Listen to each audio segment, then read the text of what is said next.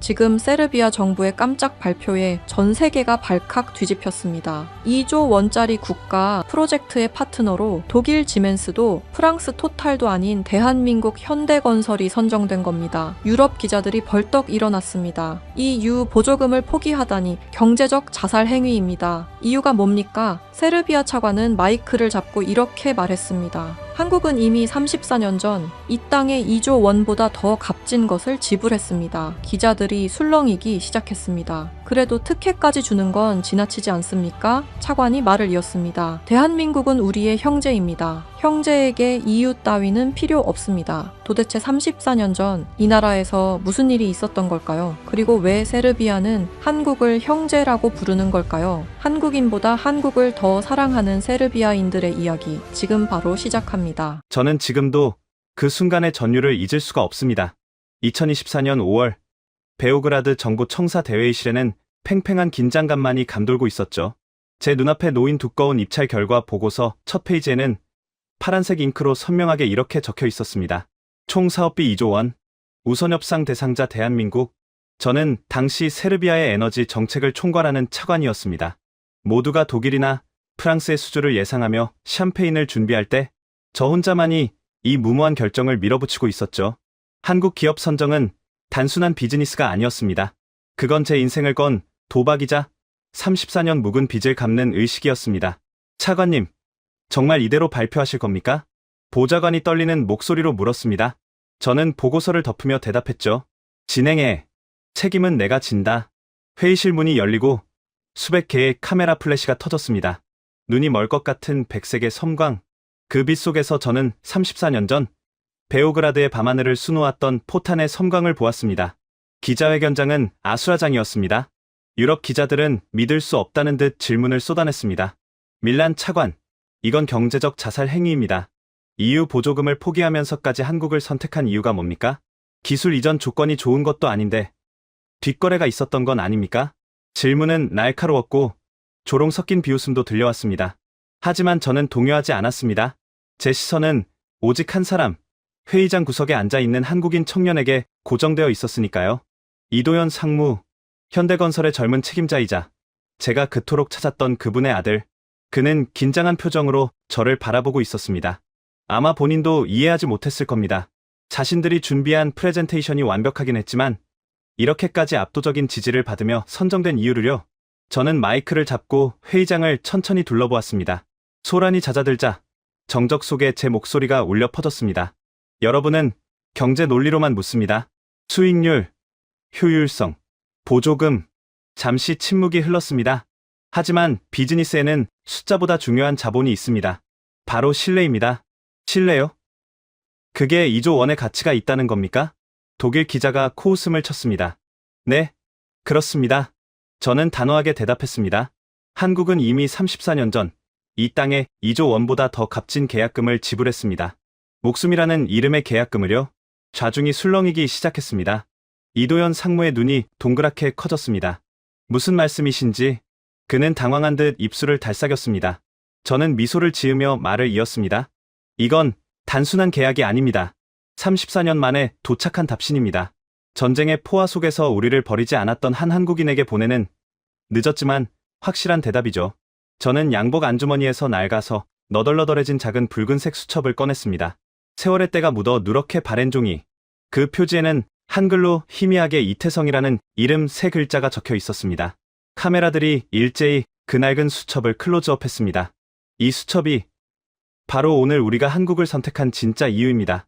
이 상무님, 당신의 아버지가 이곳 베오그라드에서 어떤 전설을 썼는지 이제 세상에 알릴 때가 된 것 같군요. 이야기는 제가 15살이던 1992년 그해 여름으로 거슬러 올라갑니다. 유고슬라비아라는 거대한 제국이 산산조각 나던 바로 그 지옥 같았던 날들 말입니다. 당시 베오그라드는 도시 전체가 거대한 무덤이나 다름없었습니다. 우리에겐 조국을 가난에서 구원했던 절대 권력자 티토가 있었습니다. 한국으로 치면 그는 유고슬라비아의 박정희였습니다. 하지만 그토록 강력했던 티토가 눈을 감자마자 거짓말처럼 유고슬라비아는 지도 위에서 삭제되어 버렸습니다.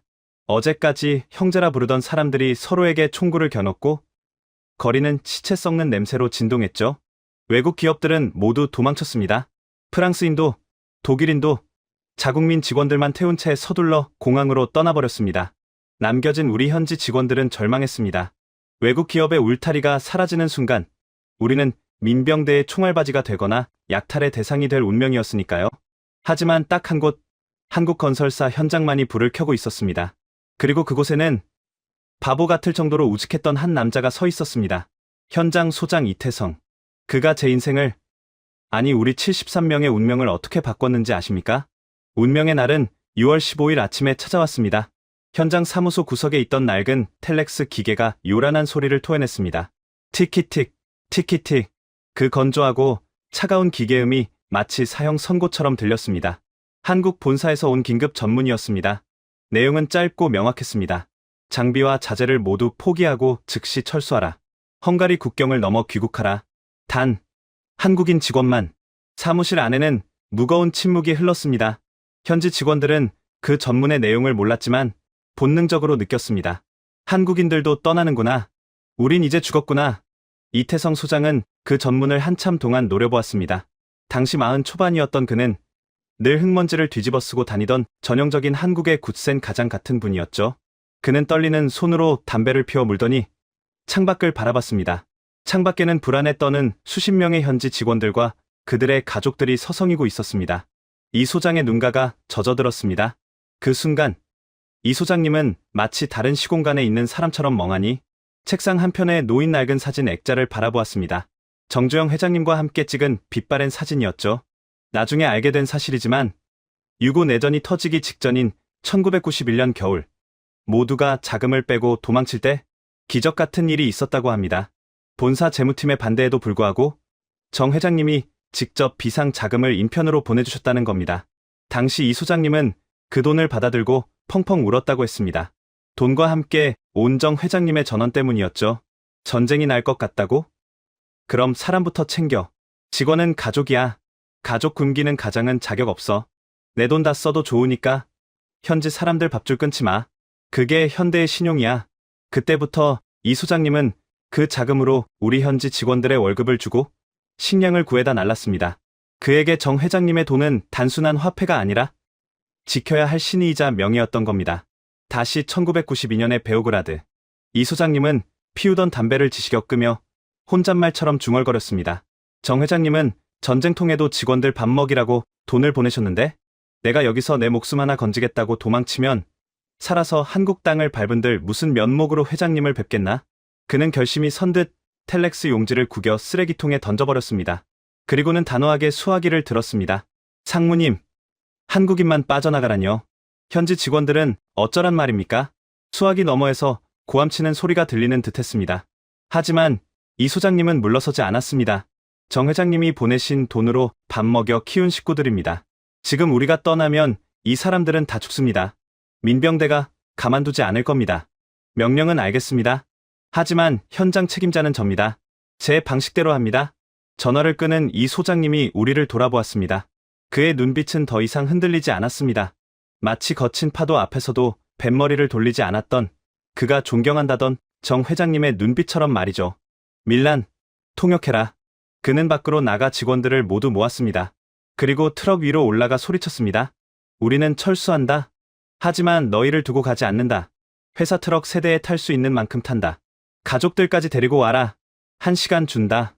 그 말을 통역하는 제 목소리가 가늘게 떨렸습니다. 사람들의 눈이 커졌습니다. 절망이 희망으로 바뀌는 순간 현장은 눈물바다가 되었습니다. 하지만 현실은 냉혹했습니다.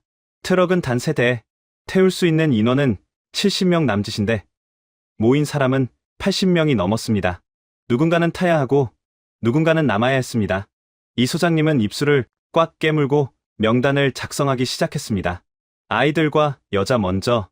그의 펜 끝이 움직일 때마다 생과 사가 갈렸습니다. 마지막 트럭의 엔진 소리가 웅웅거리며 울려 퍼졌을 때 아직 타지 못한 직원이 10명이나 남아 있었습니다. 그때였습니다. 이 소장님이 운전석 문을 열고 내렸습니다. 그리고 아직 타지 못한 젊은 직원을 운전석에 앉혔습니다. 소장님, 이게 무슨... 한국인 직원들이 기겁하며 말렸지만 이 소장님은 요지부동이었습니다. 나는 남아서 뒷정리하고 따라간다. 걱정 마라. 거짓말이었습니다.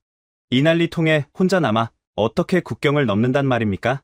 하지만 그의 눈빛은 너무나 단호해서 아무도 거역할 수 없었습니다. 이 소장님은 저를 보더니 손짓했습니다. 밀란, 너도 타라. 어서. 저는 고개를 저었습니다. 무서웠지만 소장님을 혼자 두고 갈 수는 없었습니다. 아닙니다. 전 남겠습니다. 제가 지리를 잘 아니까 도움이 될 겁니다. 이 소장님은 쓴 웃음을 지으며 제 머리를 거칠게 쓰다듬었습니다. 녀석, 고집은? 그래, 그럼 넌 내 옆에 있어라. 트럭 행렬이 출발했습니다.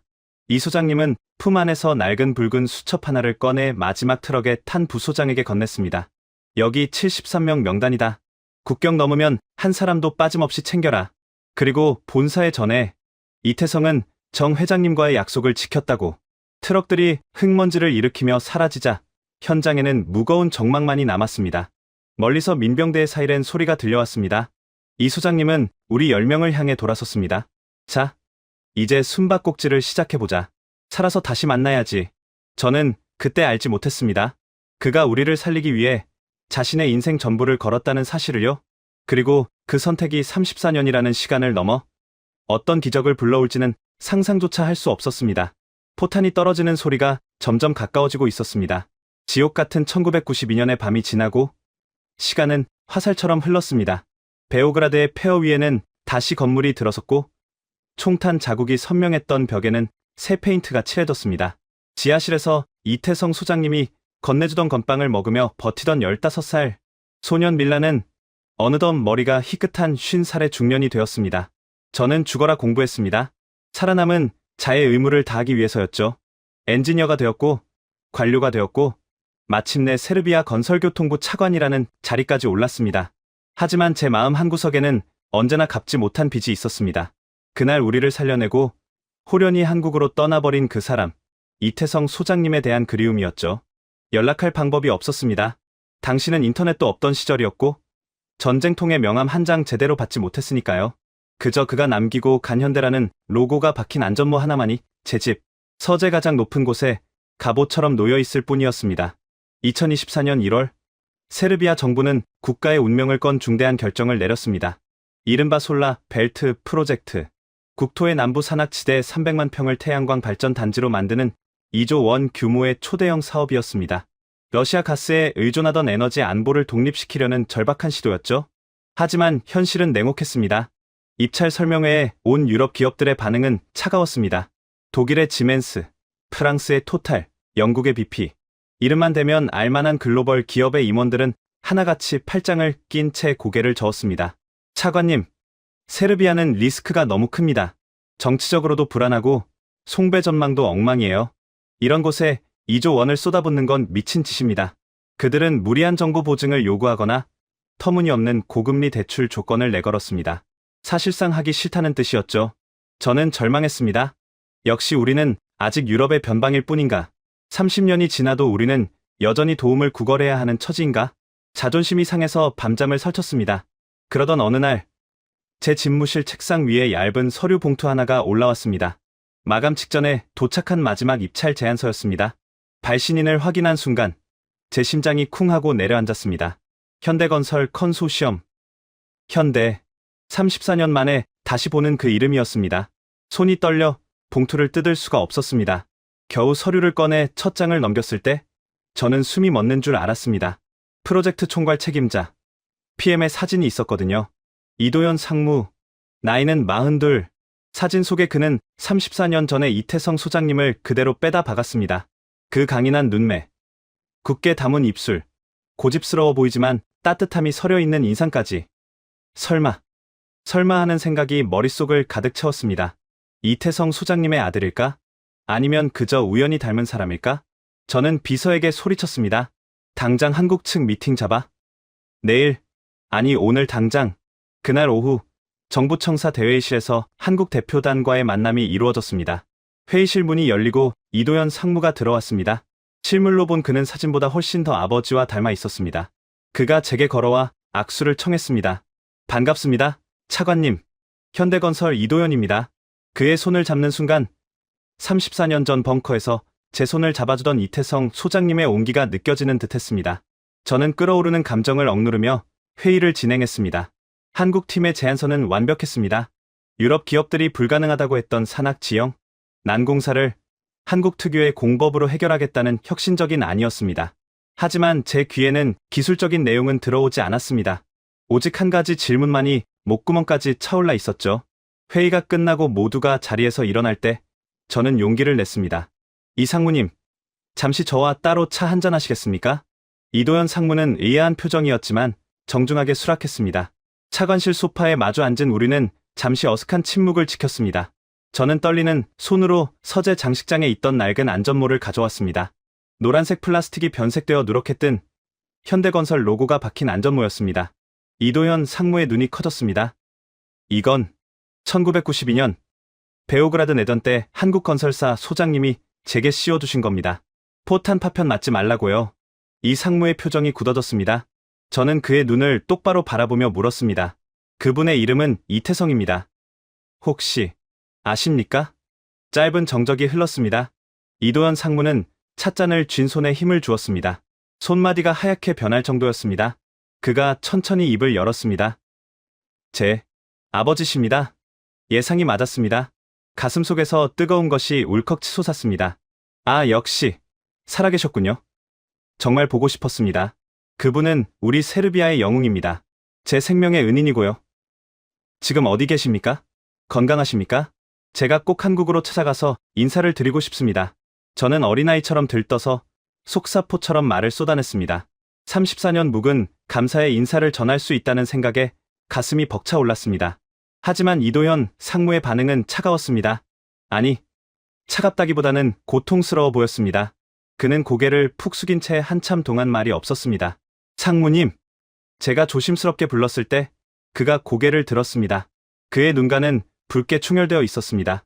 차관님, 죄송하지만 아버지는 오실 수 없습니다. 왜요? 거동이 불편하십니까? 그럼 제가 가면 됩니다. 아버지는 6년 전에 돌아가셨습니다. 심장이 덜컥 내려앉았습니다. 아, 이런. 죄송합니다. 제가 너무 늦었군요. 훌륭한 분이셨으니 편안하게 가셨겠죠? 대한민국에서도 영웅 대접을 받으셨을 테고요. 저는 애써 그를 위로하려 했습니다. 당연히 그럴 거라고 믿었습니다. 수십 명의 생명을 구한 의인인데 회사에서도 나라에서도 영웅 대접을 받았을 거라고요. 하지만 이도현 상무의 입에서 나온 말은 제 상상을 산산조각 냈습니다. 아닙니다. 아버지는 영웅이 아니었습니다. 네? 그게 무슨... 이도현 상무가 입술을 깨물며 말했습니다. 아버지는 1993년 귀국하자마자 해고되셨습니다. 해고요? 네. 본사의 철수 명령을 어기고 회사 자산인 트럭과 공금을 무단으로 반출했다는 이유로요. 징계위원회에 회부되었고 불명예퇴직을 당하셨습니다. 퇴직금도 한 푼 못 받으셨고요. 저는 망치로 머리를 얻어맞은 것 같았습니다. 그럴 리가. 정 회장님이 보낸 비자금을 썼다고 하셨는데 그것도 문제가 됐습니다. 증빙이 없으니까 횡령으로 몰렸죠. 아버지는 평생을 회사 돈 떼먹은 사람, 명령 불복종자라는 꼬리표를 달고 사셨습니다. 건설업계에서 완전히 매장당하셨어요. 일용직을 전전하며 술로 세월을 보내시다가 쓸쓸하게 가셨습니다. 눈앞이 캄캄해졌습니다. 그가 우리를 살리기 위해 썼던 그 5만 달러가, 그가 우리를 태웠던 그 트럭들이 결국 그의 인생을 파멸시킨 족쇄가 되었다니. 그는 우리를 구하고 정작 자신은 구하지 못한 겁니다. 말도 안 돼. 말도 안 돼. 제 입에서 신음 같은 탄식이 흘러나왔습니다. 이도현 상무가 저를 노려보듯 바라봤습니다. 그의 눈에는 원망이 서려 있었습니다. 저는 어릴 때부터 아버지를 이해할 수 없었습니다. 왜 가족을 버리고 남의 나라 사람들을 챙겼는지, 그 대가가 고작 이런 가난과 불명이었는지. 어머니는 화병으로 돌아가셨고 저는 아버지를 증오하며 컸습니다. 그는 자리에서 일어났습니다. 차관님, 저는 이번 프로젝트 반드시 따내야 합니다. 아버지의 명예 회복? 그런 건 관심 없습니다.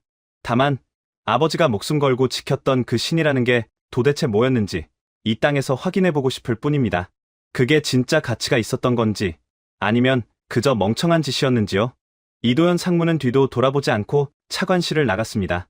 닫힌 문을 바라보며 저는 소파에 주저앉았습니다. 눈물이 하염없이 흘러내렸습니다. 죄책감이 쓰나미처럼 밀려왔습니다. 우리가 살아서 죄송합니다. 당신이 불행해져서 죄송합니다.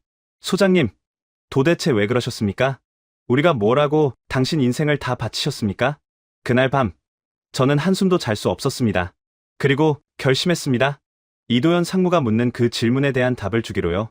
아버지가 틀리지 않았다는 것을, 그가 지킨 신의가 결코 헛되지 않았다는 것을 증명해야 했습니다. 저는 다음날 아침 대통령에게 직보하여 현대건설을 우선협상 대상자로 선정했습니다. 모든 것이 순조롭게 풀리는 듯했습니다. 하지만 우리는 몰랐습니다. 이것은 비극의 끝이 아니라 또 다른 시련의 시작이었다는 것을요. 아버지가 겪었던 1992년의 지옥이 2024년 아들에게도 똑같이 반복되려 하고 있었습니다. 베오그라드의 땅 밑에는 아직 터지지 않은 지뢰들이, 그리고 아기를 품은 자들이 숨죽여 기다리고 있었으니까요. 2024년 5월 본격적인 공사가 시작되었습니다. 베오그라드 남부의 척박한 산악지대, 자갈과 잡초뿐이던 그곳에 육중한 중장비들이 들어섰습니다. 현대건설의 깃발이 꽂히고 컨테이너 사무실이 줄지어 세워졌죠. 34년 전 이태성 소장님이 땀 흘리던 그 땅에 아들 이도현 상무가 다시 섰습니다. 하지만 두 사람의 모습은 너무나 달랐습니다. 아버지가 사람 좋고 따뜻한 리더였다면 아들은 차갑고 냉철한 승부사였습니다. 이도현 상무는 마치 기계처럼 일했습니다. 새벽 4시에 일어나 현장을 돌고 밤 12시까지 도면을 검토했습니다. 직원들이 혀를 내두를 정도였죠. 상무님, 좀 쉬어가며 하십시오. 그러다 쓰러지십니다. 제가 걱정스런 마음에 한마디 건네도 그는 눈길도 주지 않은 채 대답했습니다. 차관님, 우리는 지금 1분 1초가 돈입니다. 감성팔이 할 시간 없습니다. 그의 말에는 가시가 돋쳐 있었습니다. 그는 마치 누군가에게 복수라도 하려는 사람처럼 일에 매달렸습니다. 실패한 아버지, 회사에서 쫓겨난 아버지, 가족을 가난 속에 방치했던 아버지. 그 아버지의 그림자를 지우기 위해 그는 완벽한 성공에 집착하고 있었습니다. 그러던 어느 날 밤이었습니다. 세찬 비가 내리고 있었죠. 현장 사무소의 불은 모두 꺼졌지만 이도현 상무의 컨테이너만 불이 환하게 켜져 있었습니다. 저는 야근을 하다가 우연히 그 앞을 지나게 되었습니다. 창문 너머로 그가 술잔을 기울이고 있는 모습이 보였습니다. 평소 술을 입에도 대지 않던 그였기에 의아했습니다. 무슨 일이 있는 걸까? 저는 조심스럽게 문을 두드렸습니다. 상무님, 저 밀란입니다. 들어가도 되겠습니까? 아무 대답이 없었습니다. 한참 뒤에야 잠긴 목소리가 들려왔습니다. 들어오십시오. 문을 열고 들어갔을 때 좁은 컨테이너 안에는 낡은 가죽 트렁크 하나가 펼쳐져 있었습니다. 구석에 처박혀 있던 건데 오늘따라 유난히 눈에 띄더군요. 이도현 상무는 붉게 충혈된 눈으로 저를 바라봤습니다. 테이블 위에는 소주병이 뒹굴고 있었고 그 옆에는 낡고해진 붉은색 수첩 하나가 놓여 있었습니다. 차관님, 이게 뭔지 아십니까? 그가 수첩을 가리키며 물었습니다. 글쎄요. 처음 보는 물건입니다만 아버지 유품입니다. 장례식 때 태우려다가 차마 못 태우고 가져왔습니다. 이 지긋지긋한 땅에 묻어버리려고요. 그의 목소리는 떨리고 있었습니다. 그런데 차마 못 묻겠습니다. 내용을 봐버렸거든요. 내용이라니요? 아버지가 횡령했다던 그 5만 달러. 그 돈의 행방 말입니다. 이도현 상무는 수첩을 펼쳐 제게 내밀었습니다. 누렇게 변한 종이 위에는 이태성 소장님의 삐뚤빼뚤한 글씨가 빼곡하게 적혀 있었습니다. 그건 일기가 아니었습니다. 생존의 기록이었습니다. 1992년 6월 15일. 맑음. 포격 시작됨. 본사 철수 명령 떨어짐. 하지만 김씨, 박씨, 그리고 어린 밀란이를 두고 갈 수 없다. 이 아이들은 내 새끼들이다. 정 회장님이 주신 5만 불. 이걸로 어떻게든 살려야 한다. 1992년 6월 16일. 흐림. 첫 번째 검문소. 민병대 놈들이 길을 막았다. 총을 들이댄다. 트럭을 뺏으려고 한다. 5,000달러를 쥐어줬다. 영수증은 없다. 회사에 보고할 증빙이 없다. 하지만 고란의 다리가 썩어가고 있다. 돈이 문제냐? 사람이 먼저지. 1992년 6월 17일. 비. 두 번째 검문소. 기름이 떨어졌다. 마을 주민에게 3,000달러를 주고 경유를 샀다. 바가지인 줄 알지만 어쩔 수 없다. 드라간의 아내가 진통을 시작했다. 제발 무사히 국경까지만. 하느님, 제발 도와주십시오. 저는 수첩을 넘기며 숨을 쉴 수가 없었습니다. 거기에는 34년 전 우리가 겪었던 그 필사적인 탈출의 순간들이 분 단위로 기록되어 있었습니다. 이 소장님은 돈을 쓸 때마다 죄책감에 시달렸던 겁니다. 회사의 공금을 쓴다는 압박감, 증빙을 남길 수 없는 전쟁터의 현실. 하지만 그는 기록했습니다. 누구에게 얼마를 줬는지, 왜 줬는지. 6월 18일. 밀란의 어머니에게 2,000달러. 식량과 약품 구매용. 이 아이가 살아야 미래가 있다. 제 이름이 나오는 대목에서 저는 무너지고 말았습니다. 눈물이 종이 위로 뚝뚝 떨어졌습니다. 이것 보세요. 상무님, 이것 좀 보세요. 제가 울먹이며 말했습니다. 아버지는 횡령을 하신 게 아닙니다. 생명을 사신 겁니다. 저 놈들이 총을 겨눌 때마다 돈으로 우리 목숨을 구하신 거라고요. 이도현 상무는 고개를 떨구고 있었습니다. 그의 어깨가 들썩였습니다. 압니다. 이제 알았습니다. 회사 감사실 사람들은 영수증이 없다고 도둑놈 취급했지만 아버지는 단 $1도 허투루 쓰지 않으셨습니다. 그는 수첩의 마지막 페이지를 펼쳤습니다. 거기에는 떨리는 필체로 이렇게 적혀 있었습니다. 1993년 1월 서울 해고 통보받음. 도현아, 미안하다. 아빠가 못난 놈이라서 회사 잘리고 빈털터리가 됐다. 너 엄마 병원비도 못 대주는 놈이 무슨 가장이라고. 하지만 아빠는 후회하지 않는다. 언젠가 너도 알게 될 거다. 사람이 돈보다 귀하다는 걸. 아빠는 그날 73명을 살렸다. 그걸로 됐다. 내 인생 실패하지 않았다. 이도현 상무가 오열하기 시작했습니다. 아버지, 저는 그것도 모르고 평생을 원망만 했는데 바보같이. 그는 어린아이처럼 엉엉 울었습니다. 평생 아버지를 향해 쌓아왔던 분노와 증오의 벽이 무너지는 소리였습니다.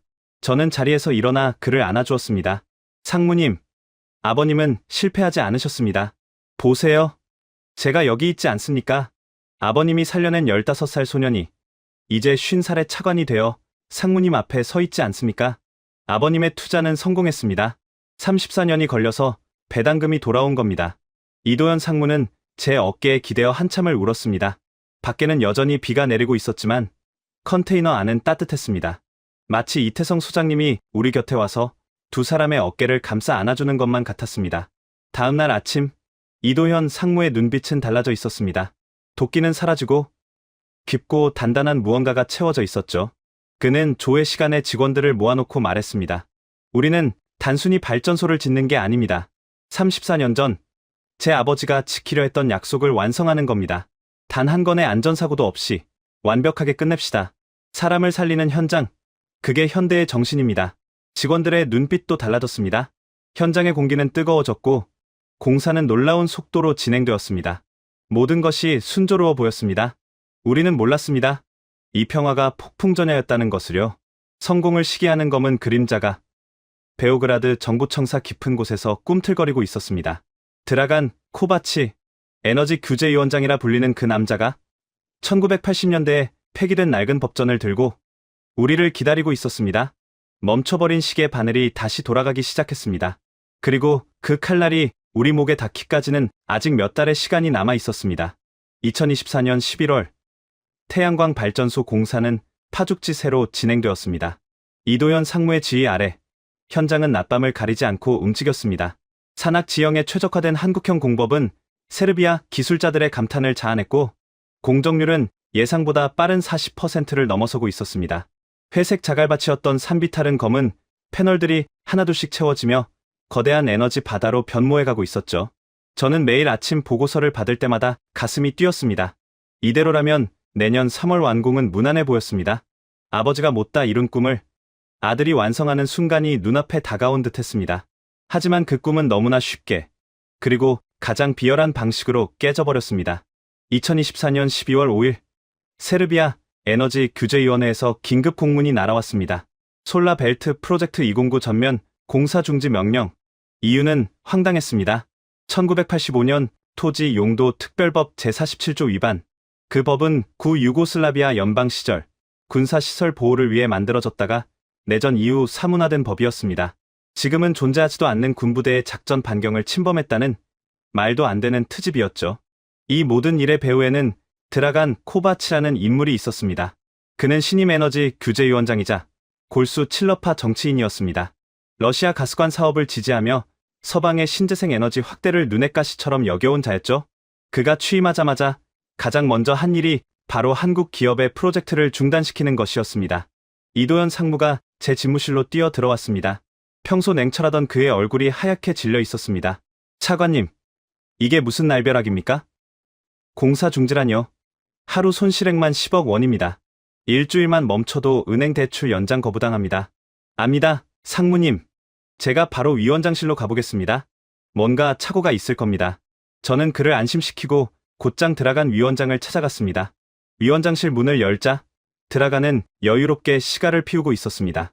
그의 책상 위에는 두꺼운 법전과 함께 러시아산 보드카 한 병이 놓여 있었죠. 어서 오시오, 페트로비치 차관. 표정이 왜 그렇소? 나라 지키는 일 하느라 바빠 죽겠는데? 그가 뻔뻔하게 웃으며 말했습니다. 위원장님, 이건 말도 안 됩니다. 제 47조라니요? 그 법은 30년 전에 폐기된 거나 마찬가지 아닙니까?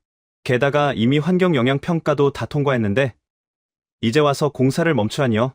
드라가는 연기를 길게 내뿜으며 대답했습니다. 법은 법이요. 사문화됐든 뭐든 법전에 있으면 지켜야지. 그리고 한국 기업들 너무 설치는 거 아니오? 우리 땅을 자기네 안방처럼 휘젓고 다니는데 규제 기관장으로서 가만히 볼 수 없지. 이건 국가적 사업입니다. 대통령 각하의 역점 사업이라고요. 대통령? 그 양반도 내년 선거 생각하면 러시아 눈치 안 볼 수 없을 텐데. 가스 밸브 잠그면 국민들 다 얼어 죽어. 태양광. 그깟 걸로 겨울 날 수 있을 것 같소?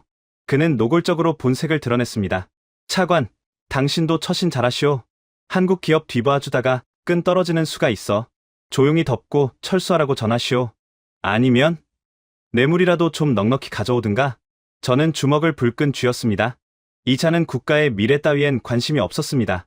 오직 자신의 정치적 입지와 뒷돈만이 목적이었습니다. 분노가 치밀어 올랐지만 저는 힘없는 차관에 불과했습니다. 규제위원회의 독립성을 내세우며 버티는 그를 당장 끌어내릴 방법이 없었습니다. 그날 이후 현장은 지옥으로 변했습니다. 육중한 크레인은 멈춰섰고 수백 명의 노동자들은 일거리를 잃고 배회했습니다. 은행단은 자금 회수 압박을 시작했고 본사에서는 연일 독촉 전화가 빗발쳤습니다. 이도현 상무는 매일 밤을 새우며 대책을 강구했지만 뾰족한 수가 없었습니다. 그는 점점 말라갔습니다. 34년 전 아버지 이태성 소장이 겪었던 그 절망적인 상황이 데자비처럼 재현되고 있었습니다. 아버지는 전쟁 때문에 쫓겨났지만 아들은 부패한 관료 때문에 쫓겨날 판이었습니다. 차관님, 이제 한계입니다. 어느 날 밤 이도현 상무가 힘없이 말했습니다. 본사에서 다음 주까지 해결 안 되면 철수하랍니다. 위약금 물더라도 손 떼라고 하네요. 그의 목소리는 체념에 젖어 있었습니다. 아버지가 왜 그렇게 비참하게 돌아가셨는지 알 것 같습니다. 외국에서 아무리 발버둥 쳐봐야 우리는 결국 이방인일 뿐이네요. 이용만 당하고 버려지는. 그의 말을 듣는 순간 제 가슴 속에서 무언가가 뜨겁게 솟구쳤습니다. 안 돼. 절대 안 돼. 34년 전 당신 아버지는 우리를 버리지 않았어. 국경이 봉쇄되고 포탄이 떨어지는 그 순간에도 그는 우리를 끝까지 지켰어. 그런데 우리가 당신을 버린다고? 그건 인간이 할 짓이 아니야. 은혜를 원수로 갚는 짐승만도 못한 짓이야. 저는 벌떡 일어났습니다. 상무님, 아직 포기하지 마십시오. 저에게 마지막 카드가 있습니다. 카드요? 대통령도 못 막는 사람을 무슨 수로 막습니까? 법으로 안 되면 사람으로 막겠습니다. 사람이라니요? 이도현 상무님, 아버지가 남기신 그 붉은 수첩, 그거 저한테 잠시 빌려주실 수 있겠습니까?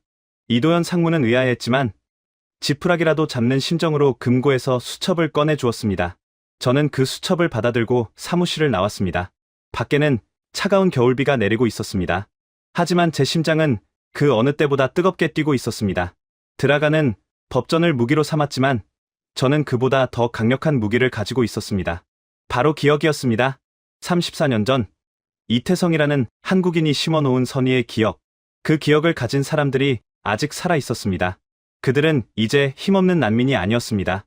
누군가는 의사가 되었고, 누군가는 변호사가 되었고, 누군가는 저처럼 공무원이 되었습니다.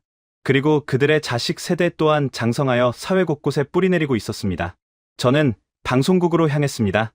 제 친구인 국영방송 PD에게 전화를 걸었습니다. 여보세요? 나 밀란이야. 긴급 편성 하나만 잡아줘. 아니, 뉴스 시간에 5분만 주면 돼. 내가 직접 나가서 할 말이 있어. 무슨 일인데 그래? 차관이 직접 방송에 나온다고? 사람을 찾아야 해. 34년 전 죽음의 문턱에서 우리를 구해준 한 한국인에 대한 이야기야. 이 방송이 나가면 세르비아 전체가 뒤집어질 거야. 다음날 저녁 9시 뉴스. 저는 카메라 앞에 섰습니다. 손에는 낡은 붉은 수첩을 들고 있었죠. 앵커가 저를 소개했습니다. 시청자 여러분, 오늘 건설교통부 차관이 긴급 호소문을 발표합니다. 카메라에 붉은 불이 들어왔습니다. 저는 침을 꼴깍 삼키고 카메라 렌즈를 똑바로 응시했습니다. 안녕하십니까, 국민 여러분. 밀란 페트로비치입니다. 오늘 저는 차관으로서가 아니라 34년 전 내전에서 살아남은 한 소년으로서 이 자리에 섰습니다. 저는 수첩을 펼쳐 보였습니다. 이 낡은 수첩은 한 한국인의 유품입니다. 1992년 모두가 우리를 버리고 떠날 때 홀로 남아 73명의 목숨을 구한 이태성 소장의 기록입니다. 화면에 수첩의 내용이 클로즈업 되었습니다. 삐뚤빼뚤한 글씨로 적힌 이름들과 금액들. 그는 자신의 전 재산을 털어 우리를 탈출시켰고 정작 자신은 고국에서 해고되어 쓸쓸히 생을 마감했습니다. 그런데 지금 그의 아들이 다시 우리 땅에 와서 쫓겨날 위기에 처해 있습니다. 부당한 권력에 의해서 말입니다. 제 목소리가 조금씩 높아졌습니다. 저는 묻고 싶습니다. 세르비아는 은혜를 모르는 나라입니까? 우리가 받은 도움을 배신으로 갚는 그런 나라입니까? 만약 여러분 중에 혹은 여러분의 부모님 중에 이 수첩에 이름이 적힌 분이 있다면 제발 응답해 주십시오. 지금 당장 베오그라드 태양광 발전소 현장으로 모여주십시오. 우리가 그들을 지켜야 합니다. 저는 수첩에 적힌 이름들을 하나하나 호명하기 시작했습니다.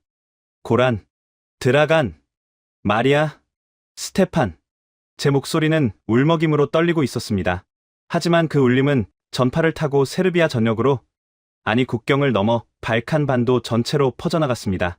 방송이 끝난 후 방송국 전화통에 불이 나기 시작했습니다. 그리고 기적은 바로 그 순간부터 시작되었습니다. 방송국 스튜디오의 조명이 꺼졌습니다. 수고하셨습니다, 차관님. PD가 인터컴으로 말했습니다. 저는 멍하니 카메라 렌즈를 바라보고 있었습니다. 심장이 터질 것만 같았습니다. 과연 닿았을까요? 34년 전 낡은 트럭 짐칸에서 벌벌 떨던 그 소년의 절규가 지금 이 평화로운 시대를 사는 사람들에게 닿았을까요? 아니면 그저 철진한 감성파리로 비웃음만 샀을까요? 스튜디오 밖은 쥐 죽은 듯 조용했습니다. 불안감이 엄습해왔습니다. 역시 무리였나? 아무도 기억하지 못하는 과거를 들춰내서 다 끝난 판을 뒤집으려 했던 내 욕심이었나? 그때였습니다. 차관님, 전화 좀 보세요. 조연출이 부스 밖에서 다급하게 손짓했습니다. 방송국 주조정실의 전화기 램프가 미친 듯이 깜빡이고 있었습니다. 한 대가 아니었습니다. 10대, 20대, 아니 수십 대의 전화기가 동시에 울어대고 있었습니다. PD가 전화를 받자마자 비명을 질렀습니다. 여보세요? 네. 어디시라고요? 크로아티아? 자그레브요? 크로아티아. 저는 귀를 의심했습니다. 세르비아와 크로아티아는 앙숙입니다. 34년 전 서로 총구를 겨눴고 지금도 국민 감정이 좋지 않습니다. 그런데 크로아티아에서 전화가 왔다니요. PD가 떨리는 손으로 수화기를 제게 넘겨주었습니다. 차관님, 받으셔야 합니다. 자신이 고란이라고 합니다. 고란. 그 이름을 듣는 순간 제 머릿속에서 번개가 쳤습니다. 다리가 부러진 채 트럭에 실려갔던 그 용접공형. 여보세요? 수화기 너머로 거친 숨소리가 들려왔습니다. 밀란이니? 너 정말 콧물 흘리던 그 꼬마 밀란이 맞아? 걸걸하고 늙은 목소리였지만 분명 고란 형이었습니다. 형 살아 있었어요? 자그레브에 있었어요? 그래, 이 녀석아. 방송 봤다. 그 붉은 수첩. 그거 진짜 이 소장님 거 맞냐? 맞아요. 형 이름도 있어요. 치료비 $300라고 적혀 있어요. 수화기 너머에서 흐느끼는 소리가 들렸습니다. 이태성. 그 양반이 우릴 어떻게 살렸는데? 그 아들이 지금 곤경에 처했다고? 네.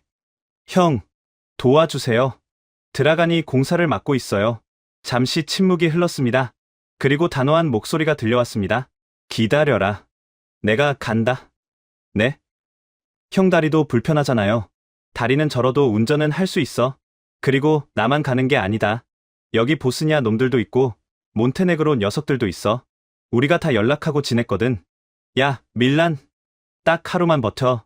내일 아침까지 그리로 갈 테니까. 전화는 끊겼습니다. 하지만 그게 시작이었습니다.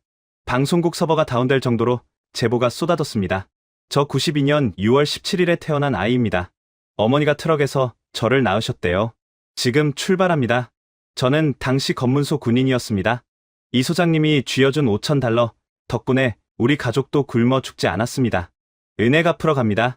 저는 당시 경쟁사였던 프랑스 건설사 직원입니다. 한국인들이 남았다는 소문만 들었는데 그게 사실이었군요. 저도 돕고 싶습니다. 세르비아뿐만이 아니었습니다. 보스냐, 몬테네그로, 슬로베니아, 국경 너머에서 수많은 사람들이 움직이기 시작했습니다. 그들은 서로 다른 언어를 쓰고 서로 다른 종교를 믿고 서로 다른 국기를 가진 사람들이었습니다. 하지만 그날 밤 그들의 목적지는 단 하나였습니다. 베오그라드 남부 태양광 발전소 공사 현장. 이태성의 아들이 울고 있는 그곳. 다음날 새벽 현장은 팽팽한 긴장감에 휩싸여 있었습니다. 이도현 상무는 밤새 한숨도 자지 못한 채 컨테이너 밖을 서성이고 있었습니다. 드라간 위원장이 보낸 경찰 병력 300명이 현장 입구를 봉쇄하고 있었기 때문입니다. 불도저와 포클레인 앞에는 노란색 폴리스 라인이 쳐져 있었고 무장 경찰들이 삼엄하게 경계를 서고 있었습니다. 차관님, 정말 사람들이 올까요? 이도현 상무가 불안한 눈빛으로 물었습니다. 올 겁니다. 반드시 옵니다. 저는 확신에 차서 말했지만 사실 저도 두려웠습니다. 국경 검문소가 강화되었다는 소식이 들려왔거든요. 드라간이 손을 쓴 게 분명했습니다. 그는 국경 수비대의 지시에 시위대의 진입을 막으려 하고 있었습니다. 오전 7시 안개가 자욱한 현장 진입로 저편에서 희미한 불빛이 보였습니다. 헤드라이트 불빛이었습니다. 하나, 둘, 셋. 불빛은 점점 늘어났습니다. 10개, 100개, 아니 1000개. 마치 거대한 용암이 흘러내리는 것처럼 끝이 보이지 않는 차량 행렬이 새벽 어둠을 뚫고 다가오고 있었습니다. 낡은 트럭, 대형 버스, 승용차, 오토바이, 심지어 트랙터까지 각양각색의 차량들이 굉음을 내며 현장으로 돌진해오고 있었습니다. 경찰들이 당황해서 호루라기를 불었습니다. 멈추라고. 여기는 통제 구역이다. 하지만 차량 행렬은 멈추지 않았습니다. 선두에 선낡은 픽업 트럭 한 대가 경찰 저지선 바로 앞에서 급정거했습니다. 운전석 문이 열리고 지팡이를 짚은 노인 한 명이 내렸습니다. 백발이 성성하고 한쪽 다리를 저는 노인, 고란형이었습니다. 경찰서장이 그에게 다가가 소리쳤습니다. 당신들 뭐야? 불법 집회는 허가 못해. 당장 차 돌려. 고란형은 지팡이로 땅을 쿵 하고 찍었습니다. 그리고 품 안에서 무언가를 꺼내 서장의 가슴에 들이밀었습니다. 여권이었습니다. 크로아티아 여권. 나 크로아티아 사람이다. 34년 전 니들 세르비아 놈들이 쏜 총에 다리가 부러졌지. 서장이 움찔했습니다. 그런데 왜 여기를 와?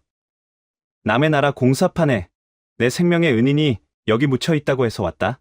이 땅에 내 다리값, 내 목숨값을 갚으러 왔다. 비켜라. 못 비켜.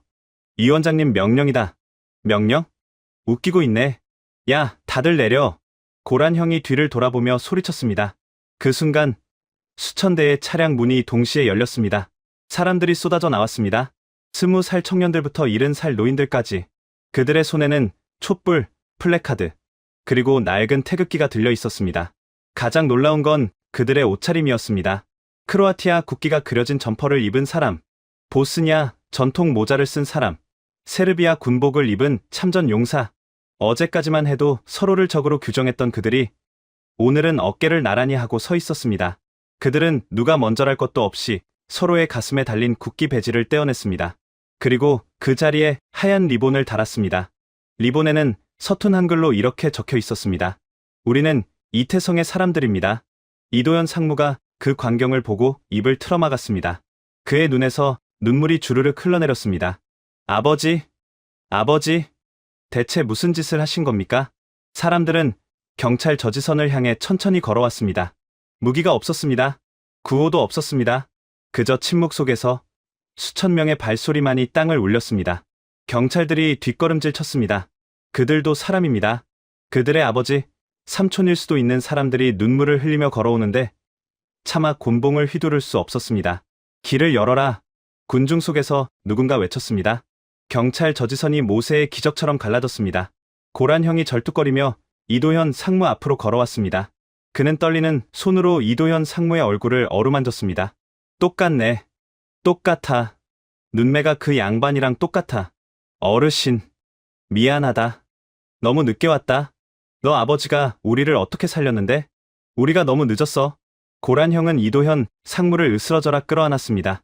그 뒤로 수백 명의 사람들이 다가와 이도현 상무의 손을 잡고 등을 두드리고 발 아래 엎드려 절을 했습니다.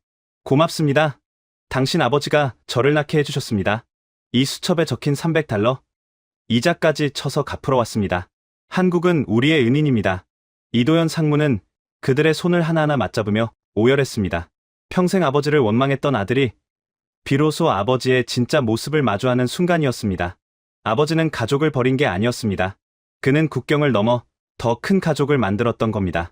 그때 현장 입구로 검은색 세단 한 대가 급하게 들어왔습니다. 드라간 위원장이었습니다. 그는 차에서 내리자마자 경찰서장의 뺨을 때렸습니다. 이 멍청한 놈들아. 뭐하고 있어? 싹 다 체포해. 불법 난입이야. 드라간은 확성기를 들고 소리쳤습니다. 당신들 다 미쳤어? 여기는 국가 중요 시설이야. 외국 기업 앞잡이 노릇하려고 여기까지 왔나? 당장 안 꺼지면 전원 구속한다. 그의 협박에 경찰들이 다시 곤봉을 고쳐 잡았습니다. 분위기가 험악해졌습니다. 하지만 사람들은 물러서지 않았습니다. 오히려 앞으로 나섰습니다. 구속해라. 나도 잡아가라. 34년 전에 죽었어야 할 목숨이다. 하나도 안 무섭다. 그때 군중 속에서 한 젊은 여성이 앞으로 나왔습니다. 그녀는 드라간 앞으로 걸어가더니 입고 있던 코트를 벗었습니다. 그녀의 배는 남산만하게 불러 있었습니다. 임산부였습니다. 위원장님, 저를 먼저 쏘세요. 그녀가 또렷한 목소리로 말했습니다. 34년 전, 제 어머니도 저처럼 만삭의 몸으로 한국 트럭에 탔습니다. 그때 그 한국인이 없었다면 저는 태어나지도 못했습니다. 이 뱃속의 아이에게 부끄러운 엄마가 되고 싶지 않습니다. 쏘세요. 드라간의 얼굴이 불그락불락해졌습니다. 감히 임산부를, 그것도 수천 명의 눈이 지켜보는 앞에서 건드릴 수는 없었습니다. 그때였습니다. 손잡아. 다들 손잡아. 고란 형이 소리쳤습니다. 사람들이 움직이기 시작했습니다. 그들은 태양광 패널이 설치된 공사장 외곽을 따라 둥글게 늘어섰습니다. 그리고 옆 사람의 손을 잡았습니다. 세르비아 청년이 보스니아 노인의 손을 잡고 몬테네그로 아주머니가 크로아티아 청년의 손을 잡았습니다. 인간띠가 만들어졌습니다. 수천 명의 사람들이 손에 손을 잡고 거대한 태양광 단지를 에워쌌습니다. 그것은 마치 살아있는 성벽과도 같았습니다. 그 어떤 탱크로도, 그 어떤 법전으로도 뚫을 수 없는 신의의 성벽. 드라간은 뒷목을 잡고 비틀거렸습니다. 그는 알았습니다. 자신의 정치 생명이 끝났다는 것을요. 이 장면은 이미 외신 기자들의 카메라를 통해 전 세계로 생중계되고 있었으니까요. BBC 기자가 마이크를 잡고 흥분된 목소리로 리포팅을 하고 있었습니다. 믿을 수 없는 광경입니다. 발칸의 화약고라 불리던 이곳에서 한국 기업을 지키기 위해 적대국 시민들이 인간띠를 만들었습니다.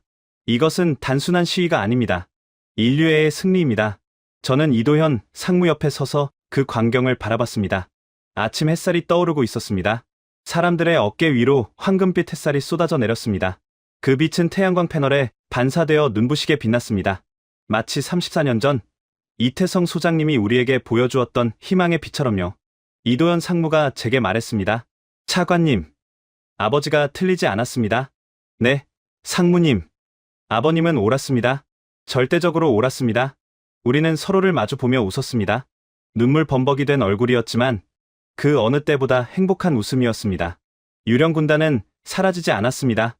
그들은 이제 빛의 군대가 되어 이 땅의 태양을 지키고 있었습니다.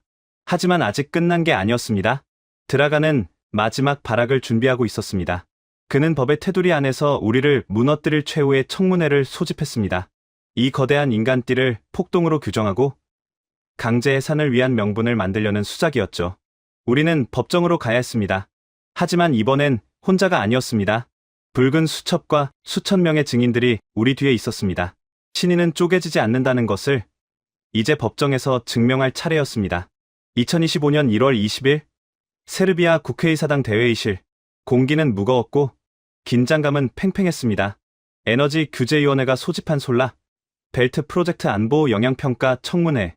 이름은 거창했지만 사실상 현대건설을 강제로 쫓아내기 위한 드라간 코바치의 마지막 처형장이었습니다. 방청석은 이미 드라간이 심어놓은 관변 단체 회원들과 그가 매수한 언론사 기자들로 가득 차 있었습니다. 국회의사당 밖에는 수천 명의 이태성 유령 군단이 인간띠를 두르고 있었지만 이 안은 철저히 고립된 섬이었습니다. 이도현 상무와 저는 피고인석에 나란히 앉아 있었습니다. 그의 손에는 아버지의 붉은 수첩이, 제 손에는 34년 전의 낡은 안전모가 들려 있었습니다. 이도현 상무의 손이 미세하게 떨리고 있었습니다. 겁나십니까, 상무님? 제가 작게 속삭였습니다. 아니요, 차관님. 화가 납니다. 아버지가 지켰던 이 나라가 고작 이런 몰입의 하나에게 휘둘린다는 게. 그의 눈빛은 흔들림 없이 정면을 응시하고 있었습니다. 개회를 선언합니다. 의사봉 소리와 함께 들어간 위원장이 마이크를 잡았습니다. 그는 승리자의 미소를 띠고 있었습니다. 존경하는 위원 여러분, 그리고 국민 여러분, 지금 국회 밖을 보십시오. 크로아티아 국기, 보스니아 국기가 나부끼고 있습니다. 과거 우리 형제들에게 총구를 겨눴던 적국의 시민들이 한국 기업의 사주를 받고 우리 수도를 점령했습니다. 이게 정상입니까? 그의 목소리는 선동적이었습니다. 한국기업현대건설은 단순한 에너지 기업이 아닙니다.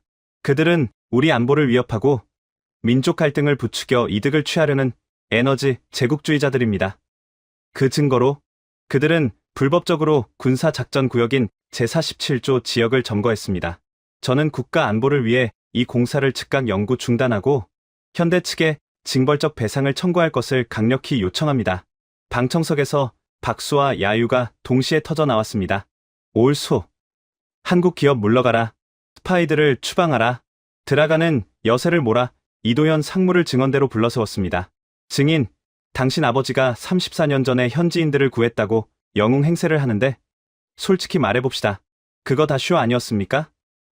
나중에 사업권 따내려고 미리 작업해둔 거 아닙니까? 모욕적인 질문이었습니다. 이도현 상무가 입술을 깨물었습니다. 위원장님, 말씀 가려서 하십시오. 제 아버지는 그 일로 해고되셨습니다. 평생을 가난하게 사셨습니다. 사업권이라니요. 그럼 왜 그랬습니까? 아무 데가 없이 생판남인 외국인을 구했다? 자본주의 사회에서 그게 말이 됩니까? 혹시 그 사람들에게 약점이라도 잡힌 거 아닙니까? 드라가는 비열하게 웃으며 몰아세웠습니다. 당신들이 동원한 저 밖의 시위대, 일당 얼마 주고 샀습니까? 한국 돈으로 10만 원? 20만 원? 이도현 상무가 주먹을 쥐고 벌떡 일어났습니다. 하지만 제가 그를 제지했습니다. 지금 흥분하면 지는 겁니다. 저는 천천히 손을 들었습니다. 위원장님, 참고인 자격으로 제가 발언하겠습니다. 드라가는 귀찮다는 듯 손사래를 쳤지만 생중계 중이라 거절할 수 없었습니다. 짧게 하세요. 차관님도 한통 속인 거 다 아니까. 저는 증언대로 걸어갔습니다. 그리고 품 안에서 붉은 수첩을 꺼내 들었습니다. 카메라 플래시가 터졌습니다. 위원장님은 자꾸 대가를 말씀하십니다. 한국 기업이 무엇을 바라고 우리를 도왔느냐고 묻습니다. 저는 수첩을 펼쳐 마이크 앞에 댔습니다. 여기 1992년 6월 18일 자 기록이 있습니다. 읽어드리겠습니다. 오늘 검문소에서 군인이 물었다. 왜 이 거짓골을 한 피난민들을 데려가느냐고. 돈이 되느냐고. 나는 대답했다. 돈은 안 된다. 하지만 이들이 살아서 고향으로 돌아가면 언젠가 내 아들이 이곳에 왔을 때 친구가 되어줄 것이다. 그거면 된다. 장내가 찬물을 끼얹은 듯 조용해졌습니다. 드라간의 표정이 굳어졌습니다. 저는 계속해서 읽어 내려갔습니다. 이태성 소장은 대가를 바라지 않았습니다. 그는 34년 뒤의 오늘을, 자신의 아들이 이곳에 올 미래를 내다봤습니다. 그리고 여기 적힌 또 다른 기록을 보십시오. 보스니아 청년 아흐메드, 다리에 총상을 입음. 우리 트럭엔 자리가 없다. 하지만 김 대리가 자진해서 내렸다. 김 대리가 말했다. 소장님, 저는 걸어서 국경 넘겠습니다. 저 친구는 놔두고 가면 죽습니다. 저는 고개를 들어 위원들을 바라봤습니다. 한국인 직원들은 트럭 자리를 양보하고 걸어서 탈출했습니다. 그 과정에서 한 분은 실종되셨고 한 분은 평생 다리를 저는 장애를 얻으셨습니다. 위원장님, 일당 얼마를 주면 자신의 다리를 내놓을 수 있습니까? 10만 원입니까? 1억 원입니까? 제 목소리가 국회의사당 천장을 때렸습니다. 이건 돈의 문제가 아닙니다. 신의의 문제입니다. 한국은 우리를 형제로 대우했습니다. 그런데 우리는 지금 그들을 스파이로 몰고 있습니다. 이게 세르비아의 정의입니까? 드라간이 당황해서 소리쳤습니다. 그건 감성파리에 불과해. 법적인 증거가 아니라고. 제47조 위반은 명백한 팩트야. 팩트? 좋습니다. 팩트를 보여드리죠. 저는 뒤쪽 출입구를 가리켰습니다. 증인 입장을 허가해 주십시오. 문이 열리고 휠체어를 탄 노인이 들어왔습니다. 고란형이었습니다. 그리고 그 뒤로 수십 명의 사람들이 따라 들어왔습니다. 당시 12살이었던 소녀, 만삭이었던 임산부의 아들, 그리고 그때 한국인을 검문했던 전직 민병대장까지. 그들은 손에 낡은 영수증과 사진, 그리고 편지들을 들고 있었습니다. 고란 형이 마이크를 잡았습니다. 나 크로아티아 사람 고란이오. 내 다리. 그때 한국인 소장님이 붕대 감아줬소. 그때 그 양반이 나한테 그랬소. 고란아. 나라는 쪼개져도 사람 마음은 쪼개지지 않는다. 살아서 다시 보자. 34년 만에 그 약속 지키러 왔소. 전직 민병대장도 증언했습니다. 당시 저는 이태성 소장의 트럭을 막았습니다. 뇌물을 요구했죠. 그런데 그분이 제게 돈 봉투를 주면서 제 손을 잡더군요. 이봐, 군인 양반. 전쟁은 윗분들이 하는 거지. 자네가 하는 게 아니야. 자네 가족들도 무사하길 비네. 저는 그 눈빛을 잊을 수가 없어서 오늘 이 자리에 왔습니다. 제사 17조? 그거 내가 군대에 있을 때 폐기된 법 맞습니다. 드라간 위원장이 거짓말하는 겁니다. 청문회장은 순식간에 술렁이기 시작했습니다. 드라간은 얼굴이 시뻘개져서 고함을 질렀습니다. 저 늙은이들 끌어내. 경비, 뭐해? 하지만 경비원들은 움직이지 않았습니다. 그들도 듣고 있었거든요. 진실의 울림을. 그때 대형 스크린에 속보가 떴습니다. 국영방송이 현장 생중계를 연결한 겁니다. 화면 가득 국회의사당 밖 광장의 모습이 잡혔습니다. 인간띠를 두른 수만 명의 사람들이 촛불을 들고 있었습니다. 그들은 구호를 외치고 있지 않았습니다. 노래를 부르고 있었습니다. 한국의 민요. 아리랑이었습니다. 이태성 소장이 지하실에서 밤마다 흥얼거렸던 그 노래. 서툰 발음이지만 수만 명이 부르는 아리랑은 장엄한 합창이 되어 국회의사당 창문을 뚫고 들어왔습니다. 아리랑, 아리랑, 아라리요. 노랫소리가 청문회장을 가득 채웠습니다. 이도현 상무는 고개를 숙인 채 흐느끼고 있었습니다. 드라간은 귀를 막으며 비명을 질렀습니다. 꺼. 저 방송 꺼. 다 미쳤어. 저건 폭동이야. 그 순간 중앙석에 앉아있던 청문회 위원장의 전화벨이 울렸습니다. 위원장은 전화를 받더니 표정이 굳어졌습니다. 그는 자리에서 일어나 드라간을 노려보며 말했습니다. 대통령 각하의 전화입니다. 장내가 숨을 죽였습니다. 위원장은 스피커폰 버튼을 눌렀습니다. 대통령의 근엄한 목소리가 청문회장에 울려 퍼졌습니다. 드라간 위원장, 지금 밖에 노랫소리가 들립니까? 각하, 이건 선동입니다. 한국 기업이, 닥치시오. 대통령의 일갈에 드라간이 입을 다물었습니다.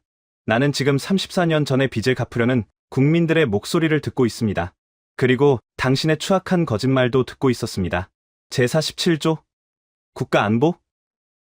진짜 안보는 무기가 아니라 신뢰에서 나옵니다. 한국은 우리에게 신뢰를 줬는데 당신은 우리에게 수치를 줬습니다. 드라간이 바들바들 떨기 시작했습니다. 내 권한으로 명합니다. 솔라벨트 프로젝트 공사 중지 명령은 이 시각부로 철회합니다. 그리고 드라간 코바치, 당신은 직권남용 혐의로 검찰 조사를 받게 될 겁니다. 당장 그 자리에서 내려오시오. 와! 방청석에서 함성이 터져 나왔습니다. 밖의 광장에서도 환호성이 지진처럼 울려 퍼졌습니다. 드라간은 다리에 힘이 풀려 의자에 주저앉았습니다. 그의 오만한 제국은 아리랑 한곡조에 무너져 내렸습니다. 이도현 상무가 저를 보며 울면서 웃었습니다. 차관님, 들리십니까? 아버지가 이겼습니다. 네, 상무님, 아버님이 이기셨습니다. 그리고 우리가 이겼습니다. 저는 이도현 상무의 손을 꽉 잡았습니다. 그리고 붉은 수첩을 높이 들어 올렸습니다. 카메라들이 그 수첩을 비췄습니다. 34년 전 한 남자가 목숨 걸고 지켰던 약속이 오늘 비로소 완성되는 순간이었습니다. 국경은 그어졌어도, 나라는 쪼개졌어도 사람과 사람 사이의 신의는 결코 쪼개지지 않는다는 것을 우리는 온몸으로 증명해냈습니다. 창밖으로 보이는 베오그라드의 밤하늘 위로 뒤늦은 폭죽이 터지고 있었습니다. 그것은 승리의 축포이자 하늘에 계신 이태성 소장님께 보내는 우리의 헌사였습니다. 2025년 2월 10일 베오그라드의 바람은 여전히 찼지만 햇살만큼은 그 어느 때보다 따스했습니다. 오늘은 솔라 벨트 프로젝트의 준공식이 열리는 날입니다. 끝이 보이지 않는 300만 평의 대지 위에 검은색 태양광 패널들이 바다처럼 펼쳐져 있습니다. 그 장엄한 풍경 한가운데 하얀 천으로 덮인 동상이 서 있습니다. 수천 명의 인파가 숨을 죽이고 그 동상을 바라보고 있습니다. 이도현 상무, 아니 이제는 현대건설 발칸 지사장님이 된 그가 단상 위로 올라갔습니다. 그의 옆에는 휠체어를 탄 고란 형과 아이를 아는 젊은 엄마가 나란히 섰습니다. 제 외침과 함께 하얀 천이 스르르 벗겨졌습니다. 와, 사람들의 탄성이 터져 나왔습니다. 동상의 주인공은 양복을 입은 멋진 경영자가 아니었습니다. 낡은 작업복에 안전모를 쓰고 한 손에는 무전기를, 다른 한 손으로는 누군가를 오라며 손짓하는 모습. 34년 전 포탄이 떨어지던 그날 우리를 트럭으로 이끌던 이태성 소장님의 모습 그대로였습니다. 동상 아래에는 세르비아와 한국어로 된 비문이 새겨져 있었습니다. 나라는 쪼개졌어도 신인은 쪼개지지 않는다. 1992년부터 2025년까지 이도현 지사장이 동상의 발치에 붉은 수첩을 내려놓았습니다. 그는 떨리는 손으로 동상의 차가운 발을 어루만졌습니다. 아버지, 이제 편히 쉬세요. 아버지의 숙제, 제가 다 끝냈습니다. 그의 눈에서 뜨거운 눈물이 흘러내려 동상의 발을 젖혔습니다. 고란형이 지팡이를 짚고 일어나 거수경례를 붙였습니다. 수천 명의 시민들도 일제히 가슴에 손을 얹었습니다. 애국가가 울려 퍼졌습니다. 타국 땅, 그것도 한때 전쟁터였던 이곳에서 울려 퍼지는 애국가는 그 어떤 교향곡보다 장엄했습니다. 저는 이도현 지사장에게 다가가 어깨를 감싸 안았습니다. 지사장님, 저 동상 보이십니까? 소장님이 웃고 계신 것 같지 않습니까? 그러네요. 평생 찡그린 얼굴만 기억했는데 저렇게 환하게 웃는 분이셨네요. 이도현 지사장이 눈물을 닦으며 미소 지었습니다. 차관님, 고맙습니다. 아버지를 범죄자가 아니라 영웅으로 기억해 주셔서요. 천만에요. 우리가 고맙죠. 저는 태양광 패널들 위로 쏟아지는 햇빛을 가리키며 말했습니다. 대한민국은 우리에게 수조 원짜리 전기를 주었지만 당신 아버지는 우리에게 꺼지지 않는 빛을 주셨습니다. 전기는 언젠가 끊길 수도 있겠지만 그분이 심어준 신이라는 빛은 영원히 우리 가슴 속에서 빛날 겁니다. 준공식이 끝나고 사람들이 돌아간 뒤에도 우리는 한참 동안 그 자리를 떠나지 못했습니다. 노을이 지고 있었습니다. 검은 패널들이 붉은 노을을 반사해 황금빛으로 물들었습니다. 그 황금빛 바다 한가운데 우뚝 선 이태성 소장님의 동상이 마치 등대처럼 보였습니다. 저는 주머니에서 낡은 안전모를 꺼내 동상 옆에 내려놓았습니다. 34년 전 겁쟁이 소년이었던 저를 지켜주었던 그 안전모입니다. 이제 주인에게 돌려줄 때가 된 것 같습니다. 잘 가요, 소장님. 그리고 미안해요. 너무 늦게 알아봐서. 바람이 불어와 제 뺨을 스치고 지나갔습니다. 마치 그분의 투박한 손길처럼 따뜻했습니다. 어디선가 그분의 호통 소리가 들리는 것 같았습니다. 이봐, 밀란, 해봤어? 끝까지 포기하지 않고 해봤냐고. 네, 소장님. 저희는 해봤습니다. 그리고 해냈습니다. 당신이 목숨 걸고 지킨 이 땅에서 우리는 이제 희망을 생산합니다. 한국과 발칸, 지구 반대편의 두 나라가 만들어낸 이 기적의 이야기는 앞으로도 이 땅의 전설로 남아 영원히 전해질 것입니다. 안녕히 가십시오. 나의 영원한 캡틴 이태성. 지금까지 34년을 가로지른 붉은 수첩의 이야기 어떠셨나요? 73명의 생명, 5만 달러의 증빙 없는 지출, 그리고 1조 원의 프로젝트. 우리가 버린 땅을 한국이 왕관으로 바꿔놨다. 독일 컨설턴트의 마지막.